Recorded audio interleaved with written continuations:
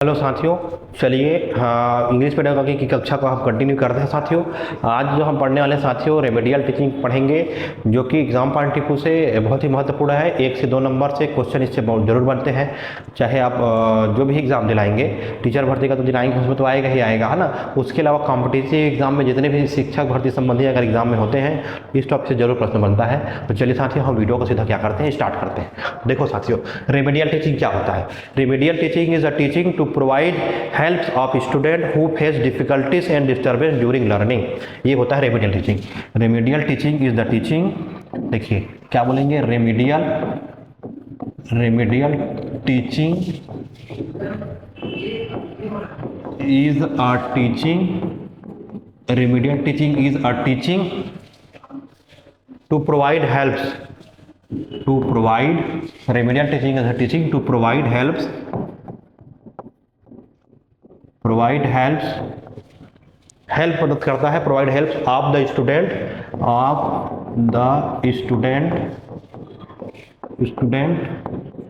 Who facing difficulties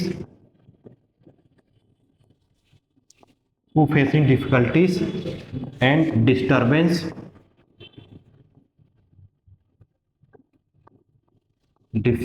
difficulties कठिनाई और परेशानी, disturbance during learning.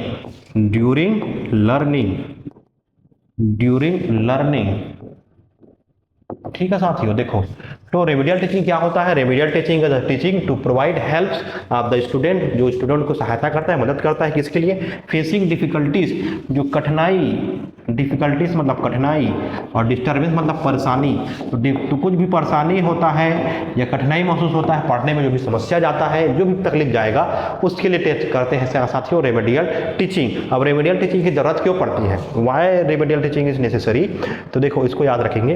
Remedial teaching की जरूरत क्यों है, need, why need, remedial teaching की जरूरत क्यों है, why need of remedial teaching, why need of remedial teaching, remedial teaching की जरूरत क्यों है, क्यों जरूरत पड़ रही है, क्योंकि बच्चे क्या है, डिफिकल्टीज का फेस कर रहे हैं तो कर रहे हैं, उसके अलावा उनका अगर ध्यान कम हो जाता है ना, या इजीली दूसरी चीज़ों से डिस्ट्रैक्ट हो जाते हैं, मतलब इंफॉर्मेशन को एकत्र करने में असफल हो, जैसे fail to grasp information, fail to grasp, जैसे पहला पॉइंट लिख सकते हैं, फेल टू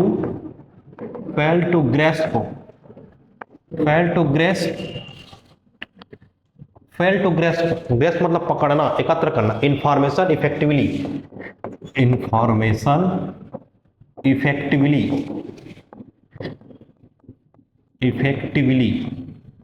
मतलब इंफॉर्मेशन जो भी सूचना है उसको प्रभावकारी रूप से, ग्रेस्प मतलब पकड़ना या एकत्र करना, है ना, उसको पकड़ नहीं सकता है, उसमें फेल हो जाता है, असफल हो जाता है, तो एक कारण हो सकता है। और चीज़ों को मिला देता है, मिक्सअप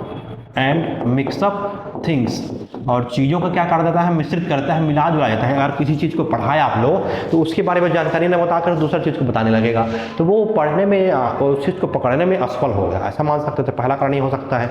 दूसरा है short attention span are easily, दूसरा है short attention are easily distracted by other things. देखो उसका ध्यान जो है कम होता है ना, उसका ध्यान में कमी, शॉर्ट अटेंशन मतलब ध्यान में कमी, ध्यान में क्या होगा साथियों, कमी, और आसानी से वो क्या हो जाता है, आसानी से डिस्ट्रैक्ट हो जाता है, आसानी से दूसरी चीज में लग जाता है वो, तो ये होता है रेमेडियल टीचिंग के लिए, तो ये याद रखना। अब इसका जो कॉन्फिडेंस भी होता है कम होता है, एक भी मान सकते हैं लेक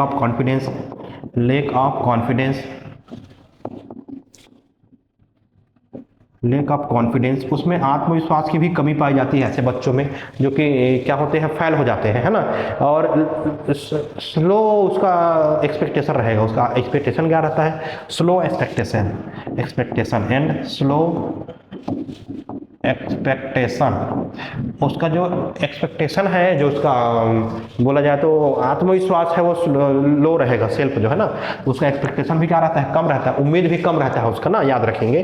तो लेक ऑफ कॉन्फिडेंस भी होता है, मतलब आसानी से डिस्टर्बेंस हो जाते हैं, ध्यान उसका भटक जाता है, मतलब प्रॉब्लम सॉल्विंग स्किल में वीक होता है, वीक इन प्रॉब्लम सॉल्विंग, और क्या बोल सकते हैं, वीक इन प्रॉब्लम सॉल्विंग, मतलब समस्या को समाधान करने में वो कठिनाई का महसूस करते हैं, समझने में अंडरस्टैंड करते हैं। देखो डिफिकल्टीज फेस इन, देखो और क्या कर सकते हैं, difficulties face in, difficulties face in, difficulties face in, difficulties face in, किसमें डिफिकल्टी महसूस करता है, difficulty face in understanding, understanding abstract things, abstract things, अब abstract things क्या है, मतलब abstract things मतलब अमूर्त चीज, अमूर्त अमूर्त अमूर्त चीजों को, मतलब कॉन्सेप्चुअल चीजों को, अमूर्त थिंग्स या बोल सकते हैं कॉन्सेप्ट। तो कॉन्सेप्ट जो होता है, जो तथ्य होता है, थ्योरी होता है ना, जो विचार होता है, विचारात्मक जो चीज़ें होती है, उस चीज़ को समझने में वो क्या करता है साथियों, डिफिकल्टीज सामना करना पड़ता है, डिफिकल्टीज फेस करता है जो बच्चा है। नई चीज़ों या अमूर्त चीज़ों को, कहने का मतलब ये क्या है, नई चीज़ है ना, नई चीज़ों या अमूर्त उसी को बोलते हैं, नई चीज़ों या अमूर्त चीज़ों को समझने में वो क्या करता है, समझने में परेशानी होता है, इसको याद रखेंगे भाई, है ना। तो नई चीज़ें को समझने में परेशानी होगा तो वो ये होता है सब रिमेडियल टीचिंग की, इसके लिए ज़रूरत पड़ती है। स्लो रिस्पॉन्स रहेगा, फियर ऑफ सब्जेक्ट होगा, है ना, स्लो रिस्पॉन्स, और भी कारण हो सकते हैं स्लो रिस्पॉन्स। इसमें क्या होता है, बच्चा फियर ऑफ सब्जेक्ट होता है, बच्चे को सब्जेक्ट से डर लगता है, फियर ऑफ सब्जेक्ट। तो ये सभी जो कारण है साथियों, है ना, वो क्या होते हैं, रिमेडियल टीचिंग के होते हैं।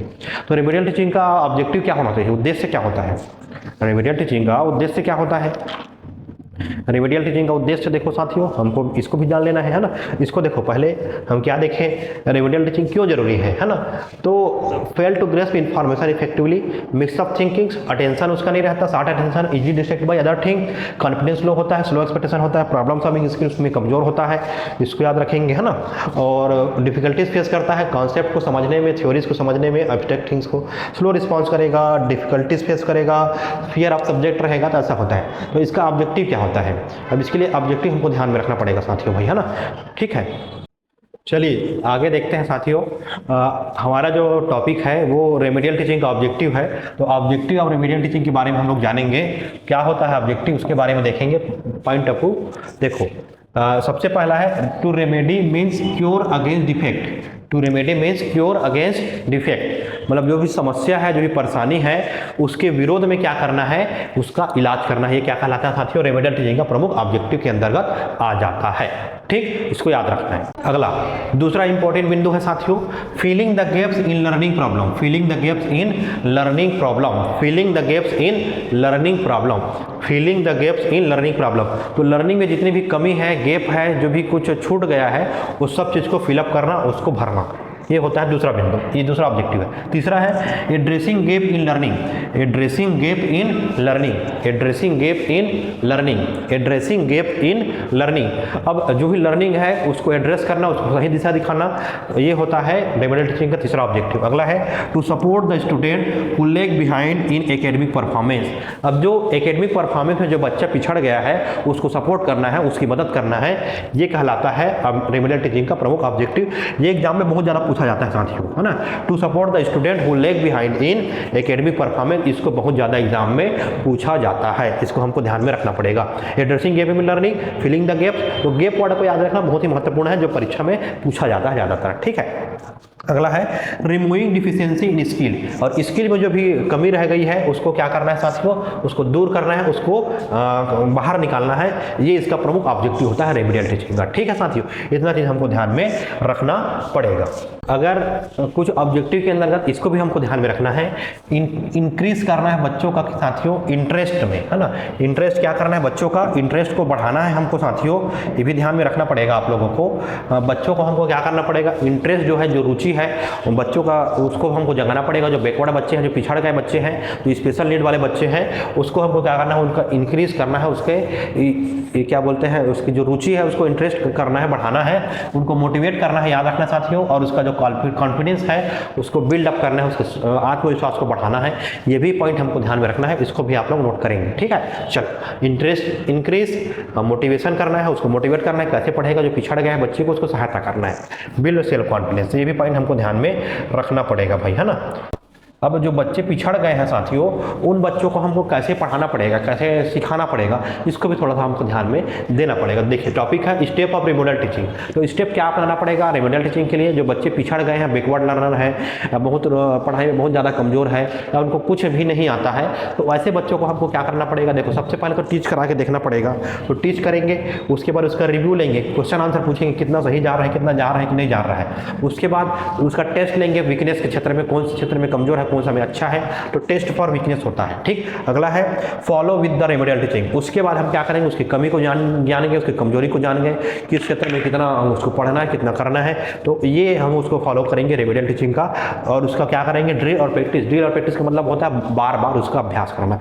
इस प्रकार से टीचिंग कराएंगे साथियों, तो ये रेमेडियल टीचिंग हमारा जो है कंप्लीट हो जाएगा, है ना। अब देखो, इसके बाद हम क्या करेंगे, रेमेडियल टीचिंग के लिए क्या क्या अप्रोच लगाने होंगे, रेमेडियल टीचिंग से संबंधित और क्या क्या बातें हमको जानना है जो एग्जाम पॉइंट ऑफ व्यू से इंपॉर्टेंट है, उसको हम कवर करेंगे साथियों नेक्स्ट वीडियो में। थैंक यू सो मच साथियों। एक वीडियो और बनेगा इसका, इस टॉपिक का, ठीक है साथियों। इसको बढ़िया से नोट्स करके रखिएगा। Thank you so much.